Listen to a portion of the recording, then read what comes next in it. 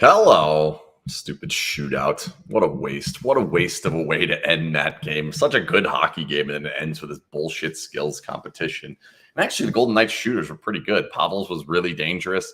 Granted, the save by that Quick made was spectacular on Robertson. Like, I don't know how he didn't score that one. That was unreal. But then, Cotter's opportunity is great and just a good save by Ottinger. But for me, like, that's just a frustrating opportunity for that game to have to go to shootout when it's a game we would have loved to have seen. How does that go if we get to see the entirety of the game, right? Like, what does that look like? Which team breaks down first? Which team loses their neutral zone, like, discipline, I guess I would say, to be the first to give up that odd man rush? That's probably what was going to end this game. So when you look at the game as a whole, it's very playoff style of a game. Like, it's the style of game that I think we expect the Golden Knights to play no matter who they're playing. The other side, we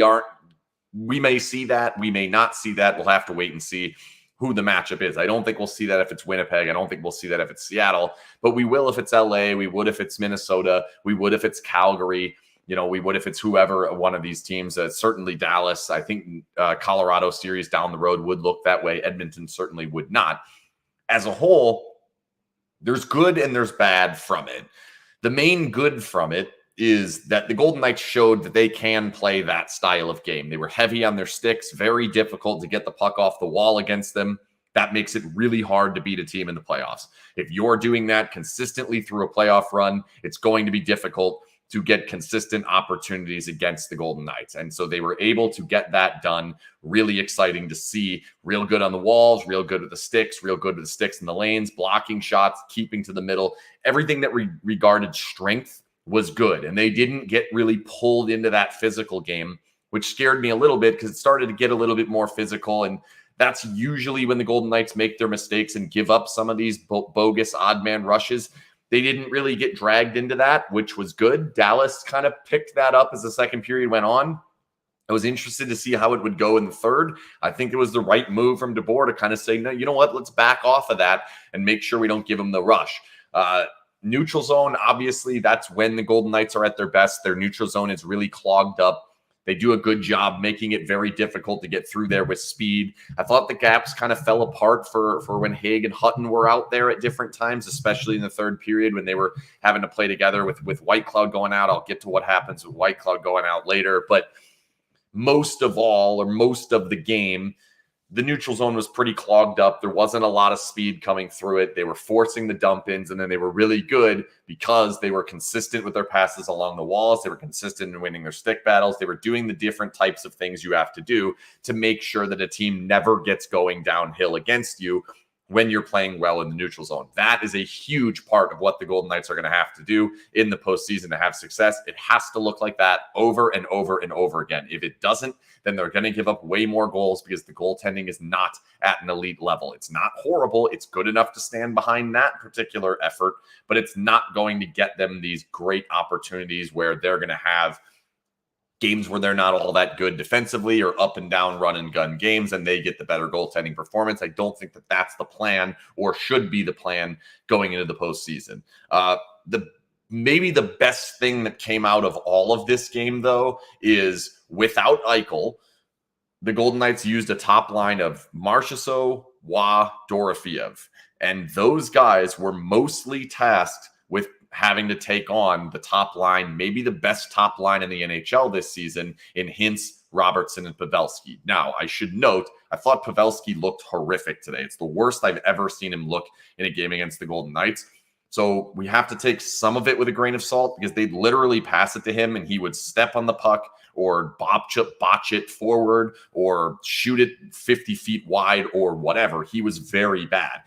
That being said, Robertson was good. Hintz was good. So that line had enough danger and was going to be able to get things done if the Golden Knights were not really, really good against them. And I thought Wah was the key to all of it. He was very good locking down the center of the ice. He was really good with that first pass, whether it's receiving it or making it deep in the zone. He was strong along the walls. He just did not give them many opportunities. And if you haven't seen the reload video that I made yesterday, I highly recommend you check that out. They were very good at that. Dorofeev was good on that in that regard.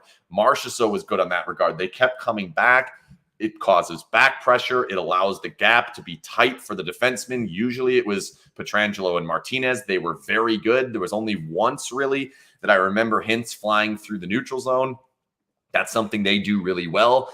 At the end of the second period, it was 0.07 expected goals for with that line on the ice. That is unbelievable if you can do that. That literally means they will not score ever. Like 7% chance on their one shot, and it's probably more like a 3% chance in each of two shots. If they can do that to Dallas, they're going to have a really good shot to win. But the challenge becomes, what was the line that did it?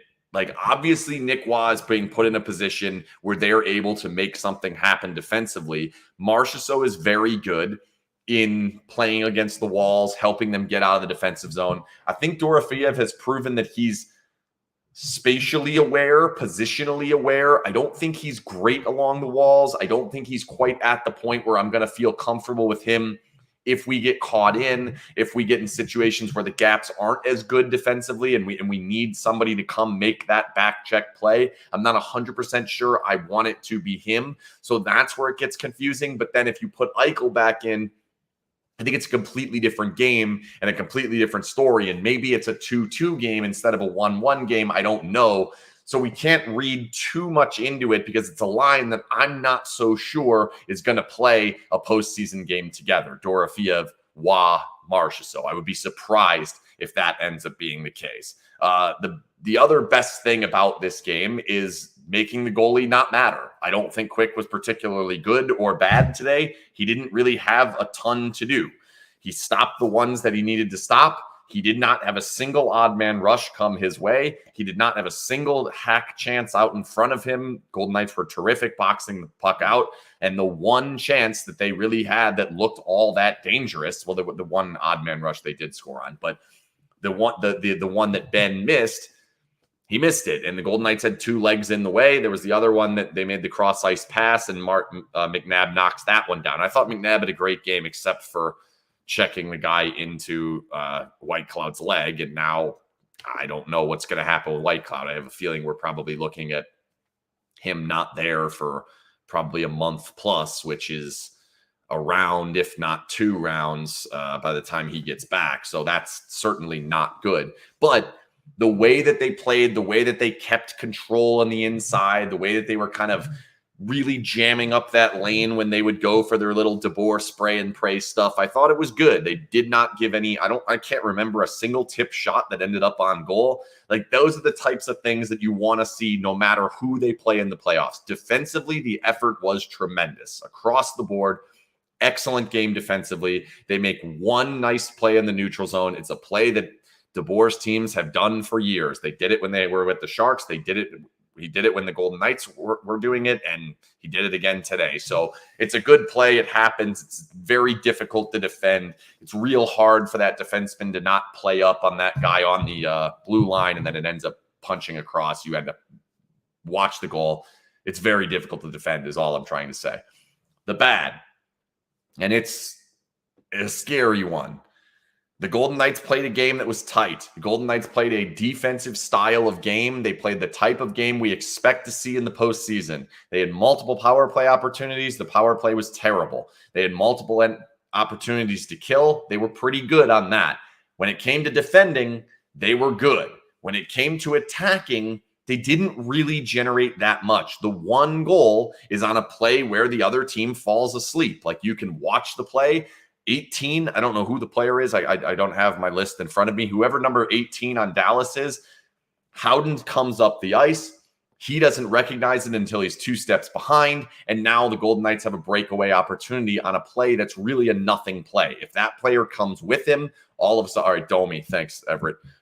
If that play doesn't happen, what do the Golden Knights generate in this game? Even in overtime, the one shot that they had that was real dangerous is off the post, and it's off the outside of the post. And I actually thought that Ottinger had that one covered. Like, they did not generate much in the offensive zone. Obviously, no Eichel, no Stone, no Theodore. Like, it all matters. I get that. They can be more dynamic in the offensive zone with those players. But it's not like they were short of possession today. It's not like they were struggling to get into the zone. The forecheck was actually pretty good. They were making it difficult for the Stars to get out of their zone. They just did not get anything in front of the goal. Like, there were really not a lot of dangerous chances. And the fear is now you see a good team that is going to play playoff style hockey that has a pretty good goalie, and the Golden Knights end up with another game where they score 1 goal in 65 minutes. That's scary, but hasn't happened that much this season. I'm not going to go too overboard on it. Get to some questions. If you have questions, go ahead and put them in the chat over there. Can't breathe. And I will take it. I got a bunch of them off of Twitter. But first, I'll tell you that today's Periscope and all Periscopes are brought to you by Conlon Associates CPAs. Tax day is April 18th, 10 days from now. Might be 9. It's hard for me to do the math. It's the 8th. It's the 18th. 10 days. You don't have a lot of time. So if you need help with your taxes, go to conlercpa.com, KONDLERCPA.com. They can help you with all sorts of tax situations, whatever type of tax help you need. Highly recommend that you check them out. Tell them SinBin sent you. They'll hook you up with a free consultation. You can call them, tell them SinBin sent you. They won't charge you $1 to deal with. You can ask them whatever questions you want, and then they'll help you figure out what you need to do. Do we know if Eichel traveled? No, he did not, as far as I understand. They saw it as a one-game road trip, was an opportunity to leave him at home. Not that big a deal. Concern level that we just let the division crown slip out of our hands. I'm not sure that that's accurate. The Golden Knights win the next 2 games. They win the division.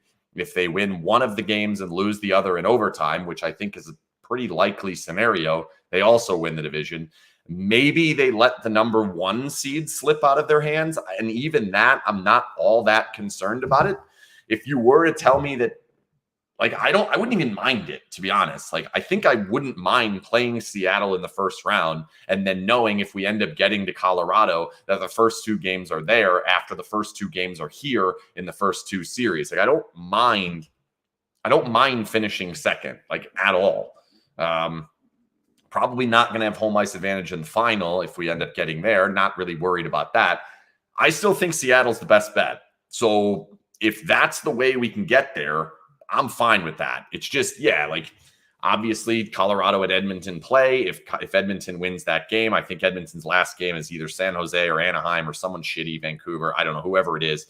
They're probably going to win that game. So the Golden Knights are going to have to get a win, probably 3 points. I don't know that they're going to get help from Edmonton. Maybe Colorado helps out, but either way, I don't think that this was a bad result. Like, the 1 point in this road game without Eichel, without Theodore, with Quick in the goal, like, I don't think this is a bad result at all. And it comes down to a shootout. And okay, they've missed 10 opportunities in a row in shootout. Not all that concerned about that. First question I'll take. I thought it was an interesting one. What are percentages you give to players coming back from injury in the first round? Eichel, Theodore, Whitecloud, Carrier, Thompson, Stone. All right, we'll go straight back through it. Eichel, I'll put at 99.9%. I don't think the current injury will hold him out of the playoff game. Obviously, if he gets injured in the next 2 games, then that's certainly possible. I'll put that at 0.1%. I don't think if the playoffs started tomorrow, Eichel's playing. I'm not concerned about that at all. I thought this was a good opportunity to do some load management.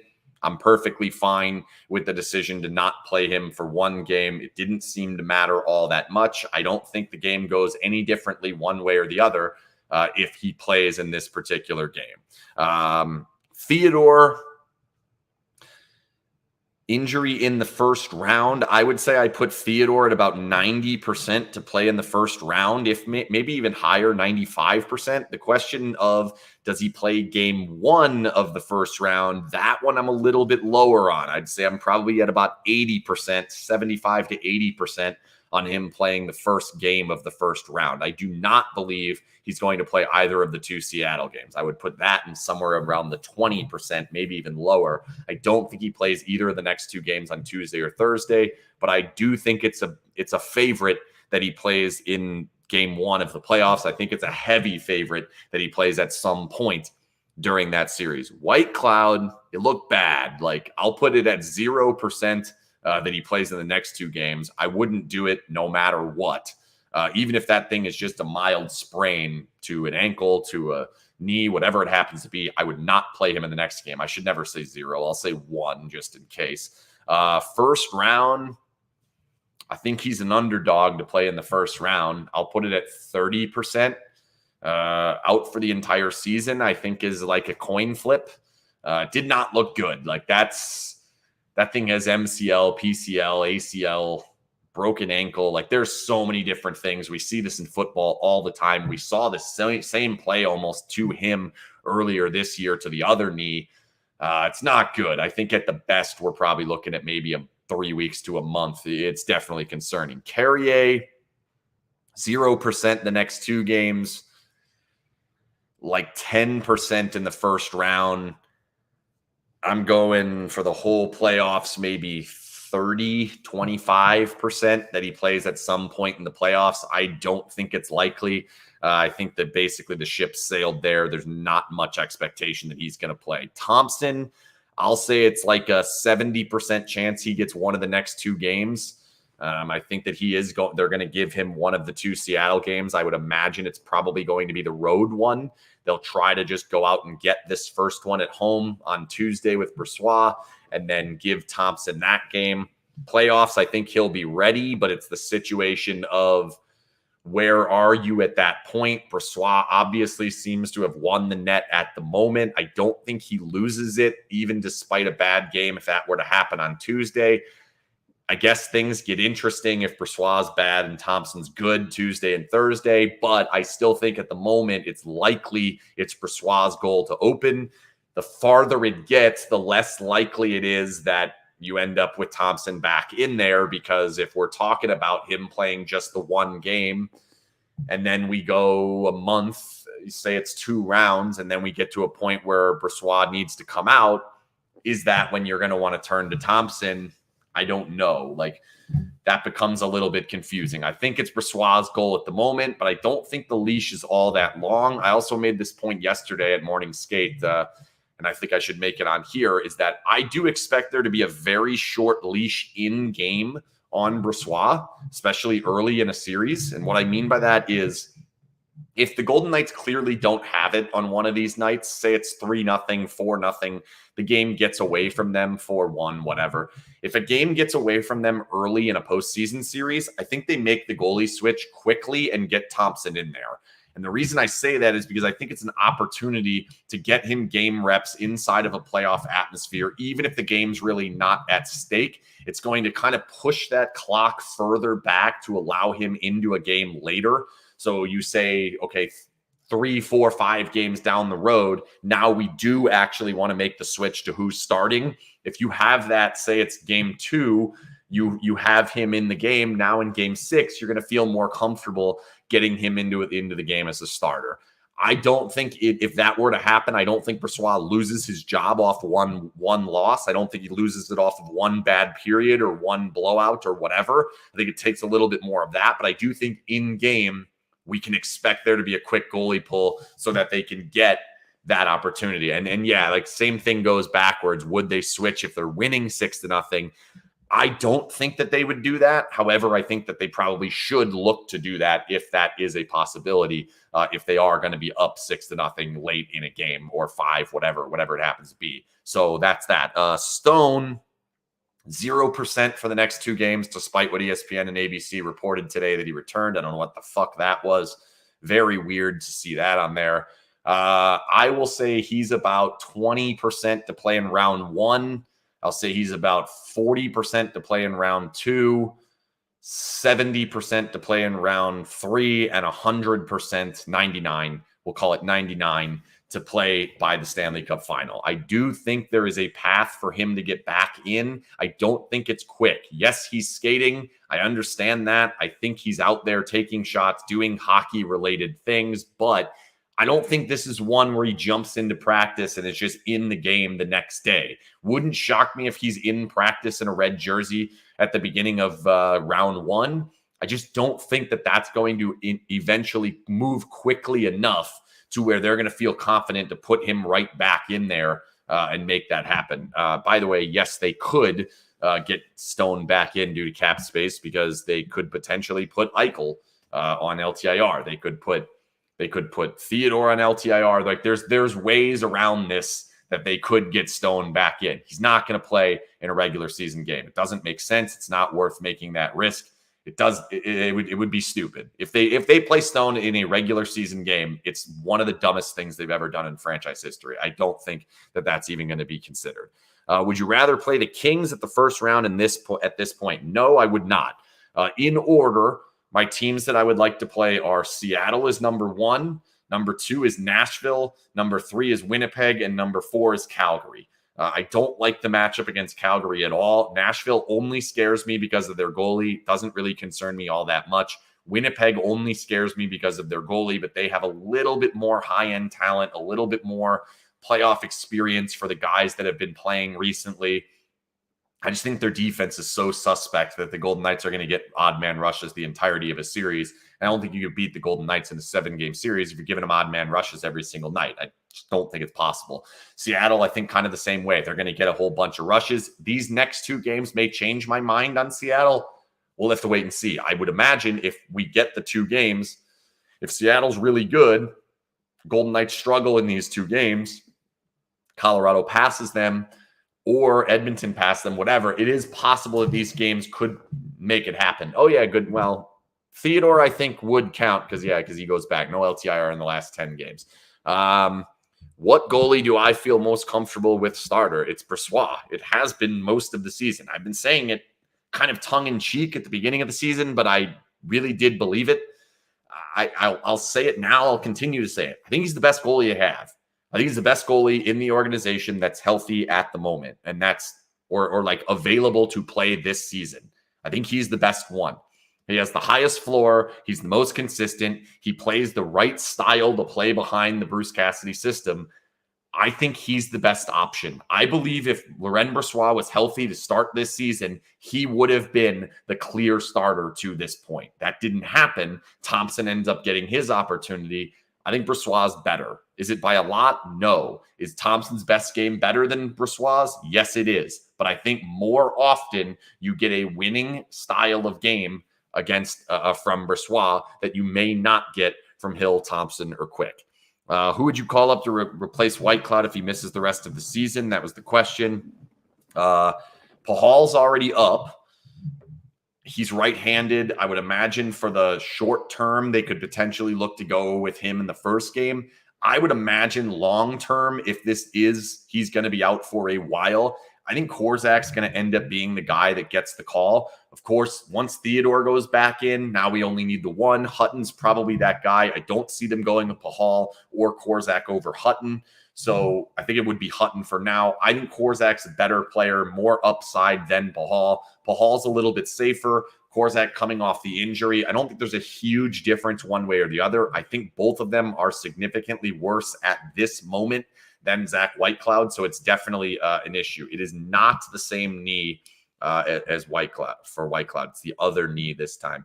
Miromanov is still hurt. It does seem to be fairly significant. So I think we could probably rule that one out, at least for the short term, round, 2 rounds, something like that. I'd be surprised if all of a sudden they're plugging Daniil Miromanov in a Western Conference final. What are the possible odds that Edmonton passes the Golden Knights in the standings? It's certainly there. They're 2 points back with 2 games to go, and they have the tiebreaker. So it's effectively 1 point back with 2 games to go. They do actually have to make up the 2 points. So it's not really 1 point back, but 1.5 points, I guess we'll call it.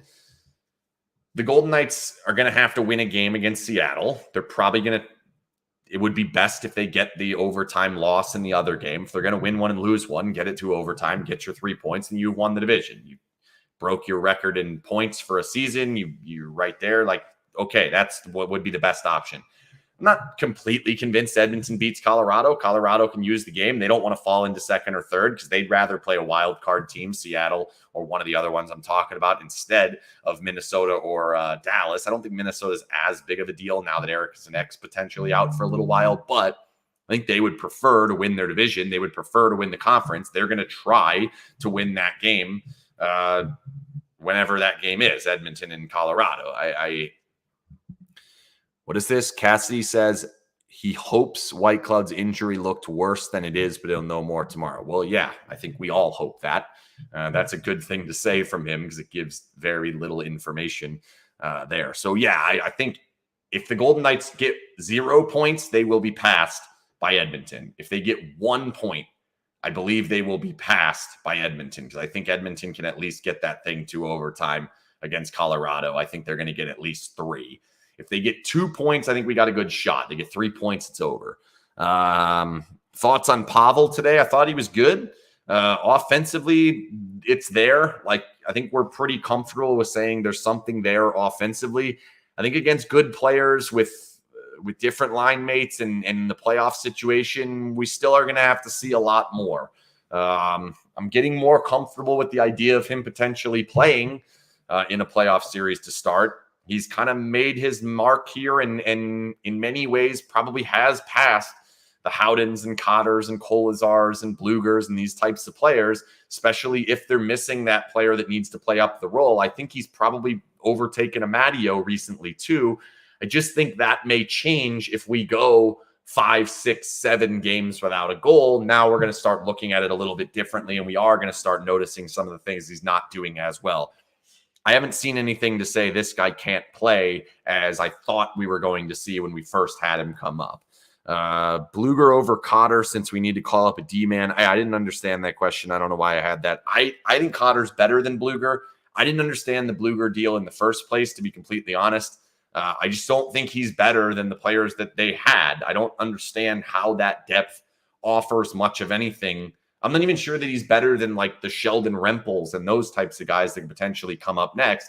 And in many ways, had there not been as many injuries, it would have been possible that we never got to see Dorofeev because they had Bluger in the lineup. So I don't think it matters whether it's Bluger or Howden or Kolazar or Cotter or any of those players down the bottom of the lineup. Howden, I just don't think it makes a huge difference. So I'm not all that worried about that.